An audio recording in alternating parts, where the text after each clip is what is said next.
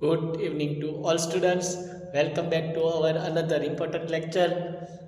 આજે વિસ્થાપન પ્રક્રિયા વિશે જાણવું છે. સૌથી પહેલાં તો વિસ્થાપન પ્રક્રિયા કોને કહેવાય એની વ્યાખ્યા જોઈએ. સંતૃપ્ત હાઇડ્રોકાર્બન અત્યંત બિન પ્રતિક્રિયાશીલ છે. આપણે જાણીએ છીએ મોટા ભાગના હાઇડ્રોકાર્બન છે એમાં આવું જોવા મળે છે. મોટાભાગના પ્રક્રિયકોની હાજરીમાં તે નિષ્ક્રિય હોય, કારણ કે તેની તે ક્રિયાશીલતા છે એ ઓછી છે. સંતૃપ્ત હાઇડ્રોકાર્બન બિન પ્રતિક્રિયાશીલ છે.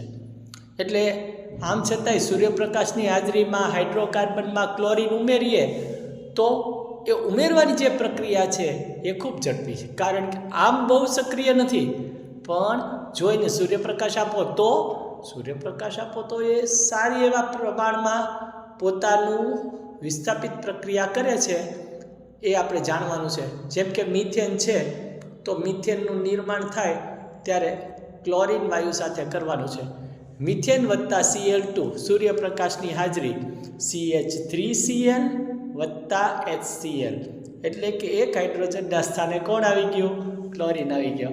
હવે ક્લોરીન એક પછી એક વિસ્થાપિત થતા જાય અને હાઇડ્રોજન પરમાણુનું વિસ્થાપન કરે છે, એ આપણે જાણીએ છીએ. એટલે ક્લોરીન એક પછી એક વિસ્થાપિત થયા પછી હાઇડ્રોજન પરમાણુનું વિસ્થાપન થયું, પણ એ વિસ્થાપન પ્રક્રિયાની વ્યાખ્યા પણ સાથે થઈ.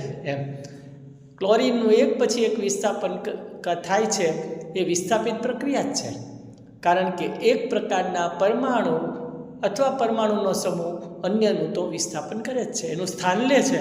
સ્થાન લેવાની પ્રક્રિયાને કેવું કહેવાય? વિસ્થાપનની પ્રક્રિયા. સામાન્ય રીતે ઊંચા તાપમાને સમાનધર્મી શ્રેણી આલ્કેન સાથે અનેક નિપજોનું નિર્માણ જોવા મળ્યું છે. આ પણ આપણે જાણવા જેવું છે કે વિસ્થાપન પ્રક્રિયા કેવી છે, એનું નિર્માણ શી રીતે થાય છે. ચાલો તો હવે નેક્સ્ટ લેક્ચરમાં ફરી મળીએ, નવા લેક્ચર નવા વિચારો સાથે. ત્યાં સુધી ખૂબ મહેનત કરો. ફરી મળીએ છીએ. આવજો.